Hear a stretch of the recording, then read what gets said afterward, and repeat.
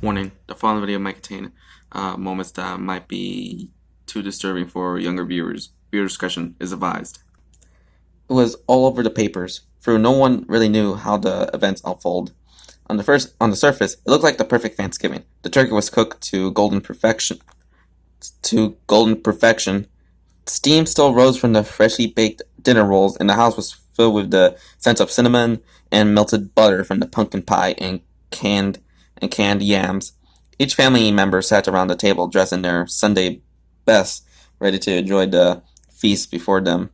Yet this picturesque scene, which could have easily been the cover of Home and Garden magazine, was revealed to be under the surface, a gruesome tale of a family fallen. Foul play was afoot this Thanksgiving. Five corpses sat around this untouched meal. Claude and Mildred Blackstone earned their money on the backs of the hard-working, indentured servants who ran their plantation. Claude ruled the farm with an iron hand during the day, and Mildred kept a household that was as strict as it was spotless. The two ice-cold children, which consisted of bratty Cynthia and Toby, who earned a reputation for frequenting the servants' quarters at odd hours of the night, had just reached young adulthood. The children occupied themselves with their own preoccupations, as they did the rest of the Blackstone household. Uncle Percival, Claude's youngest brother, was generally considered to be a good man as the priest of the local parish of Farnvale, but was not without his secrets. Claude had recently taken ill with tuberculosis. It was clear he was not long for this world. This had left Toby and Cynthia with a conundrum. They were the next of kin, and the fortune that they would stand to inherit was substantial.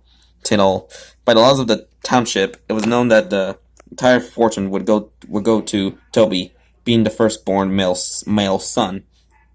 This, of course, did not sit well with Cynthia, and she soon began planning to remove Toby from the picture.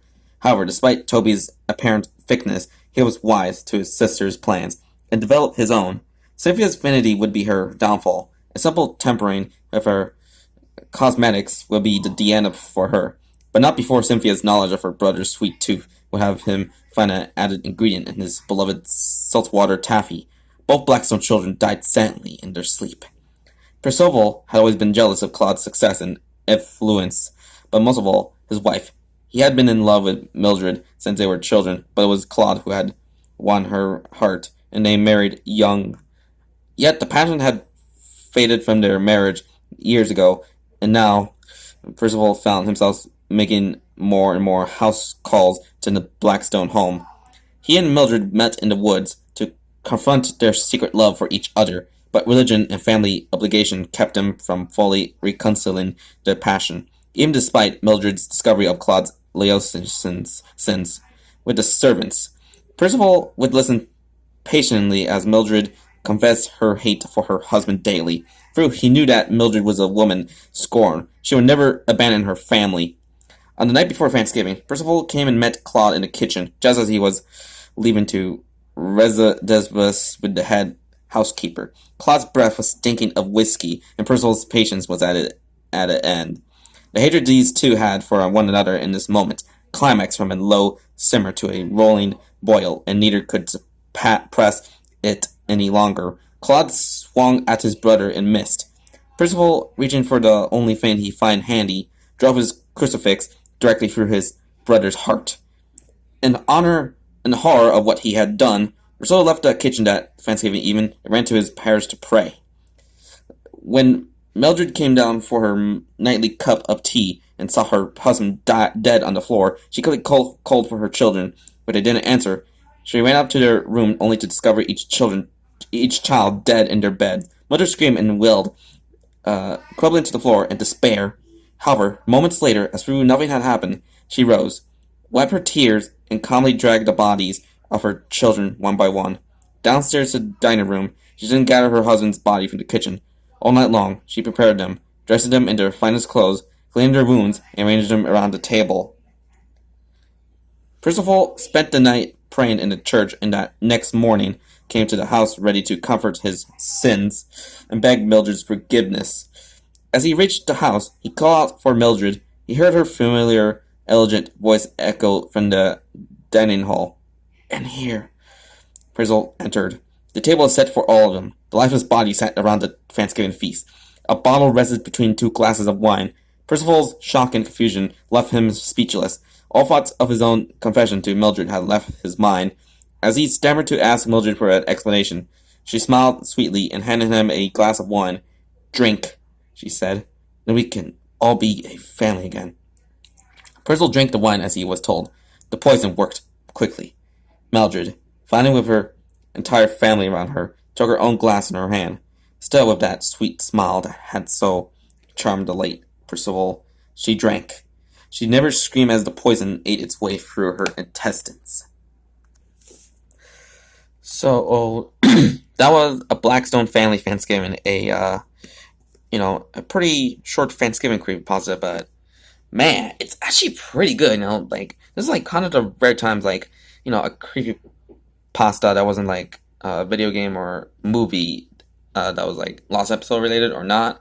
This is actually pretty good, like, this, like, almost give me, like, summer vibes as the Ella Roth's, Thanksgiving horror movie that came out last year.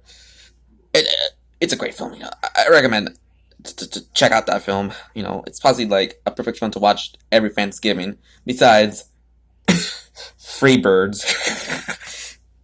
Back to where I'm saying, look, the backstory about the Blackstone family is pretty interesting, like, and also disturbing, like, Mildred and I think Mildred and I think Percival, have, like, a pretty interesting relationship, I believe, but man, it gets rather dark when, pretty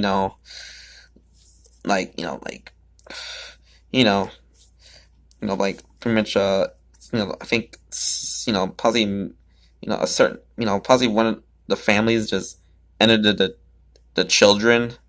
Like, wow, that's kind of dark to actually kill off kids in this creepypasta, since most of the times, like, kids, there's, like, most characters, like, are, like, teens to adults, kind of. Well, it's actually kind of pretty interesting that, the Blackstone families are kind of pretty messed up, by the secret. So there's that. And anything else about this pretty good creepypasta focused around the Thanksgiving holiday? I don't know, but this is actually a pretty good creepypasta. So yeah. Anyway, guys, hope you guys enjoyed this creepypasta reading. Like and comment this video and subscribe for more content. So this is Mr. Freddy here, and I hope you have a very good day. So bye.